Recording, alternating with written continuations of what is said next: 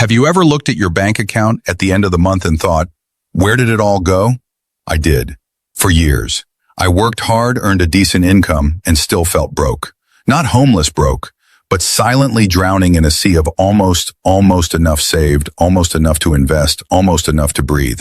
And then, one rainy Thursday afternoon, with bills scattered on the floor and my anxiety bubbling over, I decided I'd had enough. That day, I did one thing that changed everything. I opened a blank spreadsheet and I tracked just 3 numbers. Just 3. But those 3 numbers, they set me free. This isn't another story about getting rich overnight. No lottery wins, no get-rich-quick schemes. Just clarity, discipline, and a decision to stop drifting. You see, for most of my life, I was reactive with money. I spent first and justified later. I told myself stories like, I deserve this, or it's just one night out. But what I didn't realize was that every untracked dollar was silently stealing my future. It wasn't until I learned to see my money, truly see it, that I could change my relationship with it. So what were the 3 numbers? A quote? Number 1, my monthly burn rate. You know, I used to think I had a pretty good handle on my expenses. I wasn't driving luxury cars. I wasn't splurging on designer brands. I didn't even go on expensive vacations. So in my mind, I was doing okay. But okay is a dangerous word when it comes to money. It's vague, it's passive, and most of all, it's deceptive. I was living with a false sense of control. And the truth hit me on a completely ordinary afternoon. I was sitting on my couch eating instant noodles. The irony, right? And my phone buzzed. Another bank notification. Balance below threshold. Again, I opened my banking app, and as I scrolled through the transactions, it felt like a punch to the chest. $8.99 here, $14.99 there, $3.49, $21. It was endless. And none of them were bad expenses. That's the sneaky part. They were small, reasonable, even forgettable on their own. A coffee, a Spotify subscription, Uber rides because I didn't feel like walking, food delivery because cooking felt like too much. But together they were bleeding me dry. So I opened a spreadsheet, honestly out of frustration more than anything else, and I started writing everything down. Rent, utilities, groceries, streaming services, subscriptions, insurance, gym membership, impulse purchases, eating out, every single thing. And when I hit sum, I froze. I stared at the number like it had personally betrayed me. I was spending nearly 92% of my monthly income just to maintain a lifestyle I didn't even love. That was the moment my chest tightened. Not from panic, but from realization. I wasn't lazy. I wasn't reckless. I was simply unintentional. I wasn't deciding how to spend. I was defaulting into spending. I was reacting, drifting. And when you drift long enough, you end up somewhere Where you never intended to be. That number, my burn rate, it became more than just a financial statistic. It was a mirror. It showed me the life I had built unconsciously. A life of convenience, yes, but also one of quiet anxiety. A life where I couldn't breathe unless the next paycheck arrived on time. And that's not freedom. That's dependency wearing a mask. And here's the wild part. Seeing that number didn't make me feel guilty. It made me feel powerful. Because now I had clarity. I knew what I needed each month to live. Not to impress anyone, not to keep up, just to live. That was my baseline. And with that baseline came choices. Could I reduce it? Yes. Did I want to? Absolutely. Not because I hated spending, but because I loved the idea of breathing room. I loved the idea of waking up and knowing I wasn't one emergency away from disaster. So I got to work. I canceled subscriptions, 7 of them. I swapped dining out for Sunday meal preps.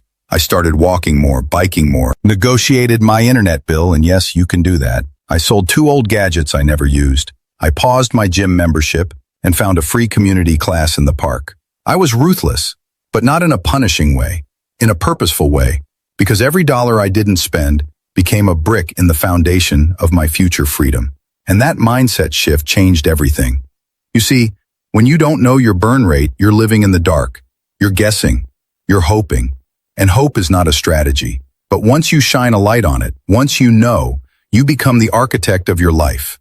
You get to decide, do I really need this? Is this aligned with the life I want to build? And over time, the answers get easier. The discipline becomes automatic.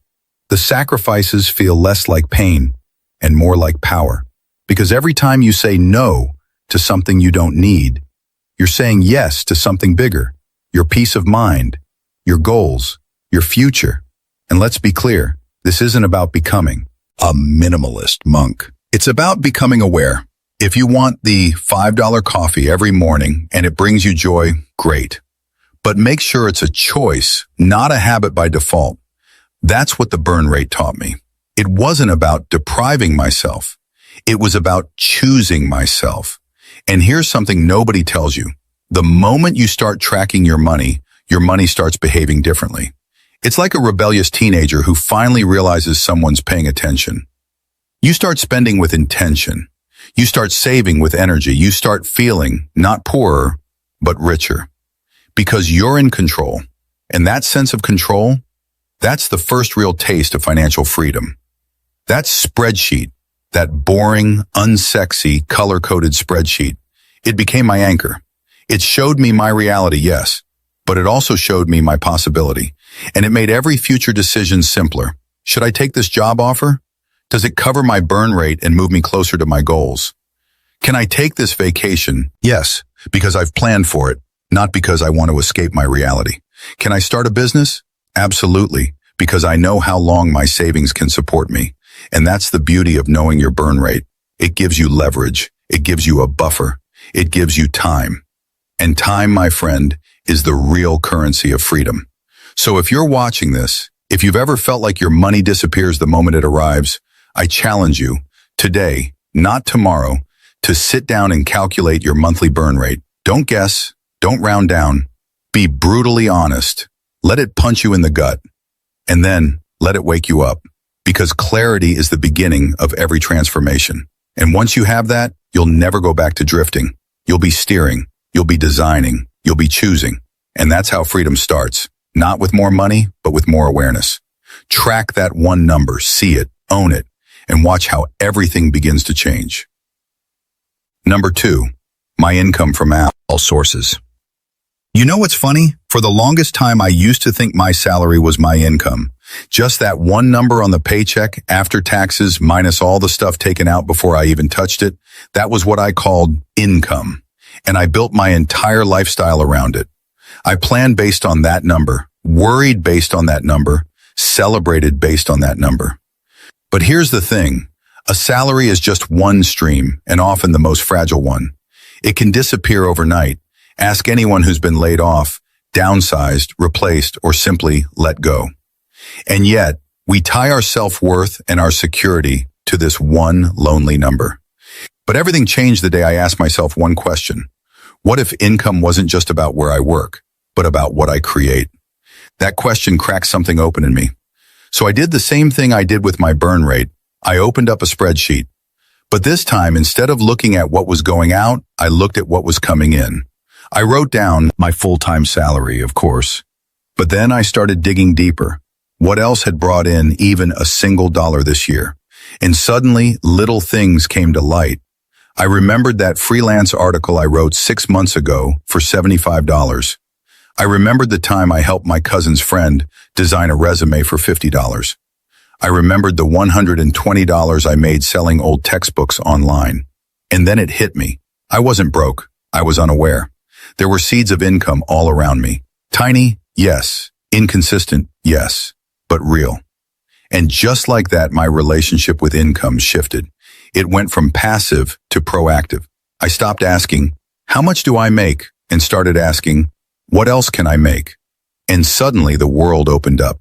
I looked at the skills I already had, writing, organizing, tutoring, even basic design, and asked myself, how can I serve someone with these and earn even a little? Not millions, not some huge business, just $50 here, $100 there. Because here's what no one tells you.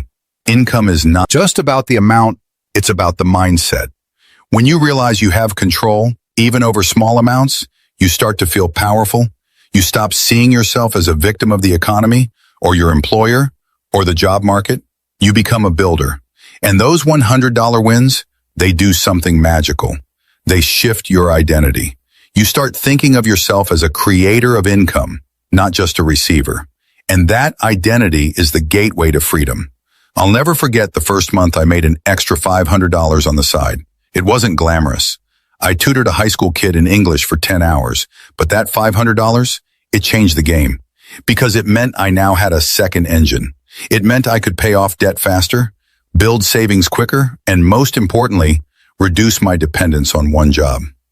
That, my friend, is leverage. And once you get a taste of leverage, you never want to go back to being single-streamed. So I kept going. I took on more gigs, not all the time, not at the cost of my sanity, but just a thing. Ought to build momentum. I tested small online income ideas. I helped people with resumes, did editing work, even flipped a used desk once. Some months it was $200, some months $1,000, but it was growing. And with every new stream, something inside me grew too. Confidence, resourcefulness, belief. You know how they say knowledge is power? I disagree. Applied knowledge is power. And when you apply what you know to create value, you create wealth, no matter how small it starts. And here's the beautiful part. This wasn't just about money anymore. It was about freedom of choice. Because when you have more than one income stream, everything changes. You're not stuck anymore. You can negotiate. You can walk away. You can dream bigger. I remember the first time I said no to something toxic at work, not because I was reckless, but because I had backup. I had a cushion. I had proof that I could earn outside that building, outside that system. That's real freedom. Not yachts, not private jets. Just the ability to say I'll be okay, no matter what. And it all started with a single decision. Track all your income. Not just the obvious paycheck. Track the weird stuff, the small wins, the things you did for fun that someone paid you for. They matter. Because every income stream, no matter how tiny, is a vote for your independence. And over time, those votes add up. So here's what I want you to do. Grab a pen or a spreadsheet and start listing every single way money has come into your life in the past 12 months. Be honest. Be thorough. Don't judge it. Just track it. And when you're done, look at that list and say, what here can I grow? What can I do again? What can I double? That's how freedom begins. Not with a raise, but with awareness. Not with a lottery ticket, but with ownership. You are not your salary, you are your potential. And the day you start tracking all your income is the day you start reclaiming your power. Number 3, my invested net worth. This was the number that scared me the most. And yet, it became the one that gave me the most peace. For the longest time, I didn't even want to look at it. You know why? Because I knew it would reveal the truth I was trying to avoid. I wasn't building wealth. I was just earning and spending in a loop. I had nothing to show for the years I worked. Sure, I had stuff, a phone, a couch, a few gadgets, but nothing growing. Nothing that could work for me while I slept. That's when it hit me. Being good with money isn't about how well you budget. It's about how well your money can grow without you. That's what wealth is. And so I sat down, heart pounding, ego bruised, and I calculated my invested net worth. Not just savings, not cash in a checking account, but the actual amount of money that was working for me. Stocks, index funds, bonds, retirement accounts, even that tiny crypto wallet I forgot about. And when I added it all up, I realized it was almost nothing. After a decade of work, nothing. It was a punch in the gut and a wake-up call I desperately needed. That moment broke me open because it made one thing painfully clear. Income is temporary. Assets are forever. You can lose a job, you can get sick, you can burn out. But if you have assets, even small ones, they keep working. They keep growing. They protect you. That's why I started treating my invested net worth like my real scorecard. Not the clothes I wore, not the car I drove, not how much I made last month, but how much I own that could grow over time. And from that day forward, every financial decision I made had one question attached to it. Does this help me build my invested net worth or just make me look rich? That one question changed my life. It changed how I saw money. I stopped seeing spending as a reward. I started seeing ownership as the reward. I stopped chasing shiny things and started chasing quiet freedom. And no, I didn't suddenly become a Wall Street genius. I started small. Really small. My first investment was $50 into a low-fee index fund. It felt meaningless, but I did it anyway. And then I did it again. $100 here, $200 there. Every time I got a little extra income from my side gigs, I funneled a chunk into investments. It wasn't glamorous, it wasn't fast, but it was growing. And that growth, even if slow, became addictive.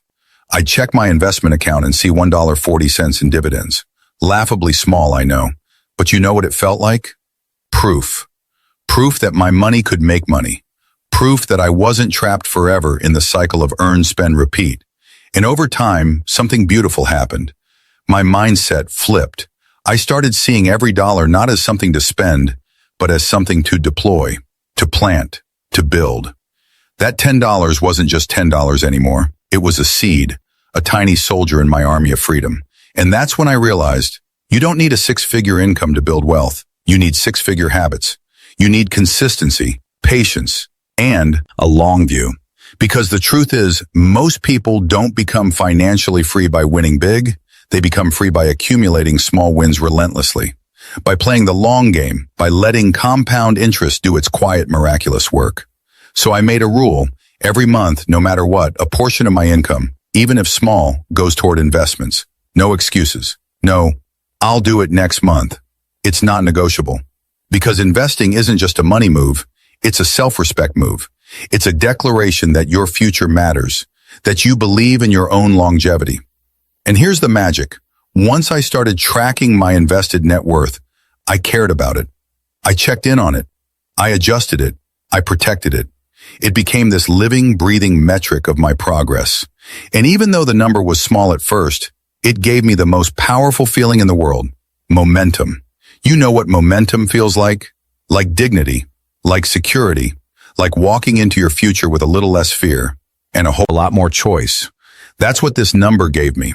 It gave me the ability to say yes to things that mattered, to say no to things that didn't, to walk into rooms and not feel the invisible weight of desperation, because I knew, behind the scenes, I was building something real, something unshakable. And here's the part that matters most. When I looked back after 2 years of tracking this number, the shift was undeniable. I had more invested than I ever imagined possible when I first started. I wasn't rich, but I was rooted. I was no longer afraid of a bad month, or a job loss, or a sudden expense, because I had built a foundation, quietly, patiently, consistently. And if I can do it, someone who started broke, scared, and financially clueless, so can you. It doesn't matter how small your start is. What matters is that you start, that you make your money work, not just for today, but for every tomorrow that's coming. So if you take nothing else from this video, take this. You. Our invested net worth is not just a number. It's a reflection of your vision, your courage, your belief in the future. Start with $10. Start with $5. Just start. Because freedom isn't built overnight. It's built every time you say, I choose to own something that grows. Every time you choose the long term over the short thrill. Every time you choose to plant instead of consume. That's the path. That's the power. That's the peace. And it's all waiting on the other side of one decision. Track your invested net worth and build it like your life depends on it. Because someday, it just might.